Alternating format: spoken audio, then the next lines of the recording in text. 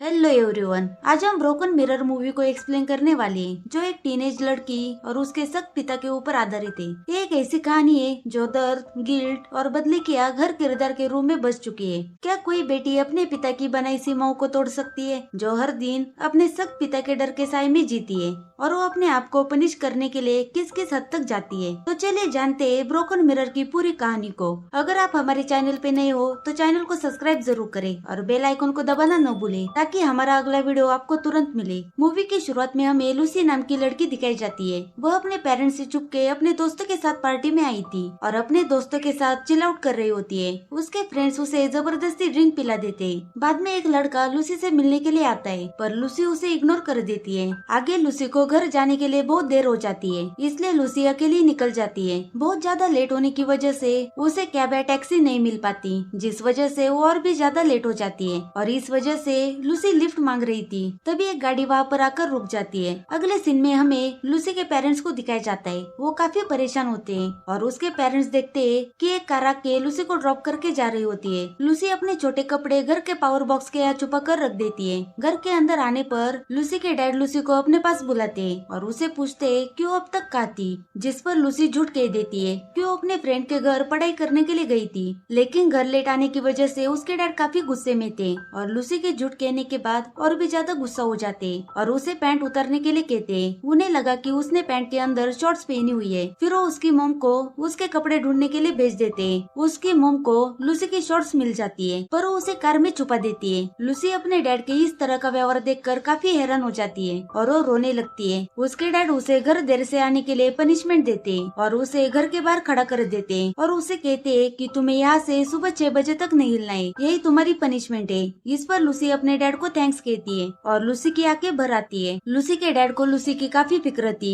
इसलिए वो पूरी रात लूसी पर खिड़की में से नजर रखते हैं। उसके पिता एक पुलिस ऑफिसर थे, इसलिए वो चाहते हैं कि उनकी बेटी भी उन्हीं की तरह डिसिप्लिन और समय की कीमत समझे। लेकिन लूसी को ये सब पसंद नहीं था। अब अगले सीन में लूसी रोड पर बैठी हुई थी और सड़क पर पत्थर से पेंटिंग बना रही होती है। तब लूसी के डैड उसके पास आ जाते हैं और लूसी को एक टास्क देते हैं कि बेड और तकिए पर 1 मिनट में कवर चढ़ाना चाहिए। मगर लूसी को ये सब पसंद नहीं था और लूसी जानबूझकर अपना हाथ काट लेती है। यह देखकर लूसी के डैड लूसी को उसके मोम के पास जाने के लिए कहते हैं। उसकी मोम उसे पट्टी करवा देती है। कल रात के इंसिडेंट्स की वजह से लूसी का मूड काफी खराब था, इसलिए लूसी की मोम लूसी और उसकी छोटी बहन को लेकर एक लेक पर जाती है, जहाँ पर ये तीनों बहुत ही एंजॉय करते हैं। वहाँ से घर जाते वक्त लूसी कार चला रही होती है। तभी उन्हें रास्ते में 2 बड़े पत्थर दिखाई देते। उसकी मोम गाड़ी से उतरकर लूसी को गाइड करती है। उसी वक्त लूसी का पैर ब्रेक से हटकर एक्सीलेटर पर पड़ जाता है और गाड़ी मोम के ऊपर चढ़ जाती है। लूसी और उसकी छोटी बहन उनकी मोम को हॉस्पिटल लेकर जाती है और तभी हॉस्पिटल में एक पुलिस ऑफिसर, जो कि लूसी के डैड का दोस्त था, वो उनसे कहता है कि तुम्हारी मोम कोमा में चली गई है और कोमा से बाहर आने के बहुत कम चांसेस है।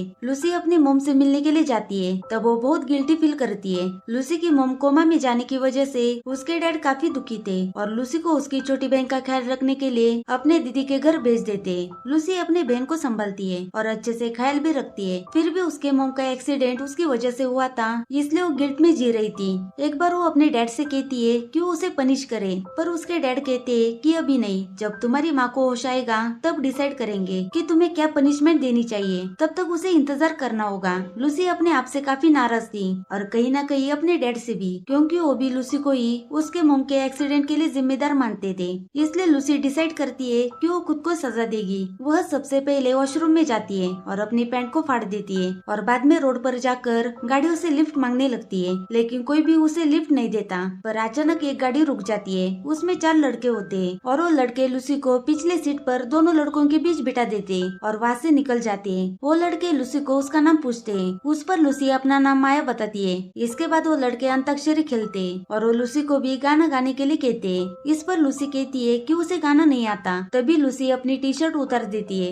ये देखकर चारों लड़के हैरान हो जाते हैं। उसमें से पीछे बैठा हुआ लड़का लूसी को छेड़ने लगता है। तभी लूसी कार में उल्टी कर देती है, जिस वजह से सब लोग लूसी को गाड़ी से उतार देते हैं और उसे अकेला छोड़कर वहाँ से चले जाते हैं। इसके बाद लूसी सुनसान सड़क पर अकेली चल रही होती है। तभी उसके छोटी बहन का कॉल आता है और वो लूसी से कहती है कि तुम कहाँ हो। इस पर लूसी कुछ नहीं बताती और सिर्फ इतना बोलती है कि मम को होश आने के बाद मैं वापस आ जाऊंगी। आगे वो कहती है कि तुम डैड को मत बताना कि हमारी बातें हुई है, लेकिन उसकी छोटी बहन उसे कहती है कि डैड तुम्हें ढूंढ लेंगे और और तभी लूसी फोन काट देती है और ऐसे ही चलते चलते लूसी प्राइवेट प्रॉपर्टी में एंटर करती है। तभी उसका पैर वहाँ पर लगाए हुए एक ट्रैक में फंस जाता है। उसी दौरान एक गाड़ी लूसी के पास आकर रुक जाती है। गाड़ी से एक लड़का उतरता है जिसका नाम बेन होता है और वो लूसी को ट्रैक से निकालने में मदद करता है, लेकिन लूसी उसे मना कर देती है। पर फिर भी बेन उसकी मदद करता है और उसको आजाद कर देता है। उसके बाद बेन वहाँ से जाने लगता है और लूसी को भी अपने साथ ले जाता है और वो उसे अपने फार्म हाउस पर लेके आता है।